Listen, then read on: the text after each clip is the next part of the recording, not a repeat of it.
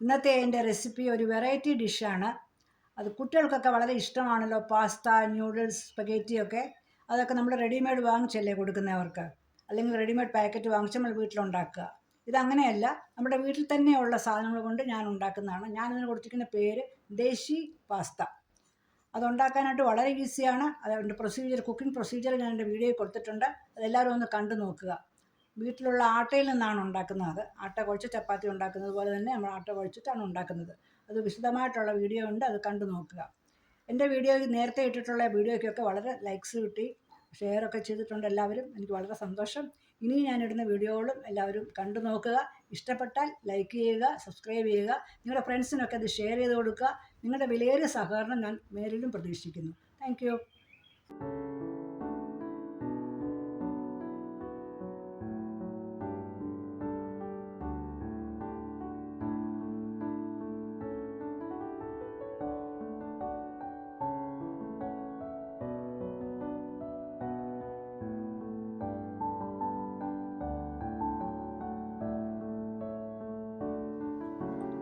ഇന്നത്തെ എൻ്റെ കുക്കിങ്ങിൻ്റെ ഇൻഗ്രീഡിയൻസ് ആണ് ഇവിടെ കാണിക്കുന്നത്.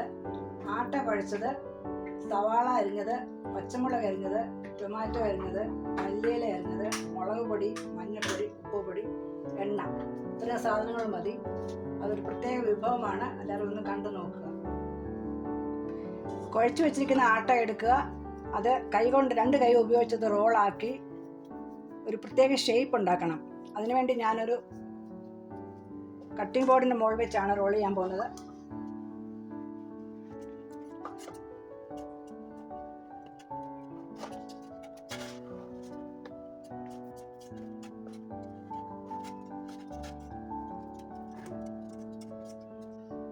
റോൾ ചെയ്തതിന് ശേഷം ഈ വലിപ്പത്തിൽ കട്ട് ചെയ്തെടുക്കുക.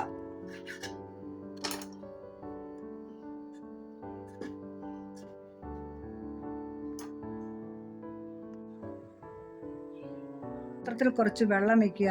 അതിനകത്ത് ഉപ്പും കുറച്ച് എണ്ണയും ഇട്ടിട്ട് അത് ബോയിൽ ചെയ്യണം. ബോയിൽ ആയിക്കൊണ്ടിരിക്കുന്ന സമയത്ത് നമ്മൾ ഷേപ്പ് ചെയ്ത് വെച്ച സാധനങ്ങൾ അതിനകത്ത് ഇടുക. അതിന് നമ്മൾ എന്ത് പേര് വേണമെങ്കിലും കൊടുക്കാം. ഞാനതിനെ വിളിക്കുന്നത് പാസ്ത എന്നാണ്. നമ്മൾ പാസ്തയൊക്കെ നമ്മൾ വാങ്ങിച്ചല്ലേ കഴിക്കുന്നത്. ഇത് പാസ്ത നമ്മൾ വീട്ടിൽ തന്നെ ഉണ്ടാക്കുന്ന ഗോതമ്പ് പൊടി കൊണ്ടുള്ള നല്ല ഹെൽത്തി പാസ്ത.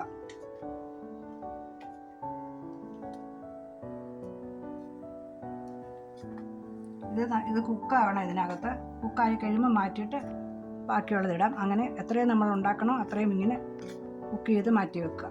അതിന് ശേഷമുള്ള കാര്യങ്ങൾ വീണ്ടും കാണിക്കും.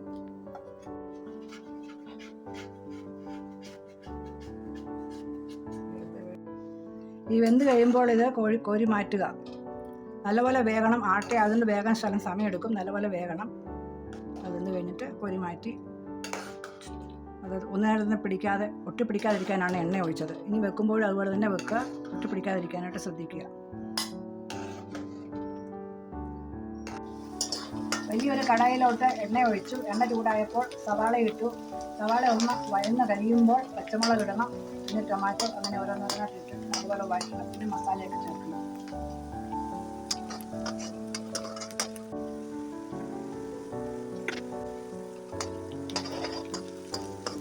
പച്ചമുളക് ഇടണം നിർബന്ധമൊന്നുമില്ല.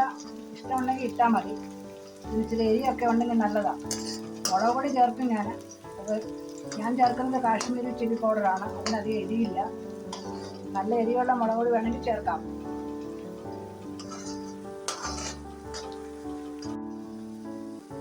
തക്കാളി ഇടുവാണ്. ഇത് ഒരുപാടങ്ങ് വഴറ്റാൻ കരിഞ്ഞൊന്നും പോണ്ട. പച്ച നിറം മാറിയൊന്നും ചെയ്യാൻ മതി.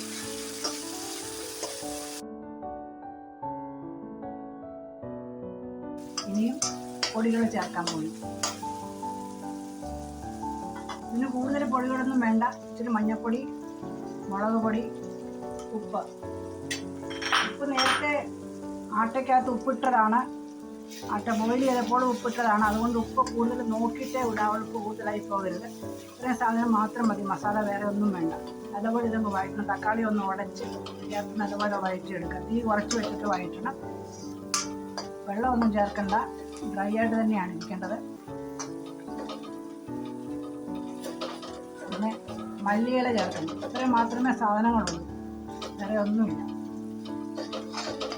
മസാല വഴന്നു കഴിഞ്ഞു. നമ്മൾ ബോയിൽ ചെയ്ത് വെച്ചിരുന്ന സോക്കോൾഡ് പാസ്ത അതിനകത്തിടുകയാണ്. ദേശി പാസ്ത എന്ന് വേണമെങ്കിൽ പറയാം. ദേശി പാസ്ത.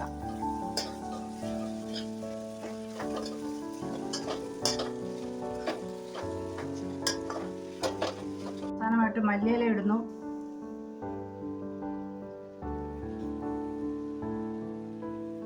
നമ്മുടെ ദേശി പാസ്ത റെഡിയായി.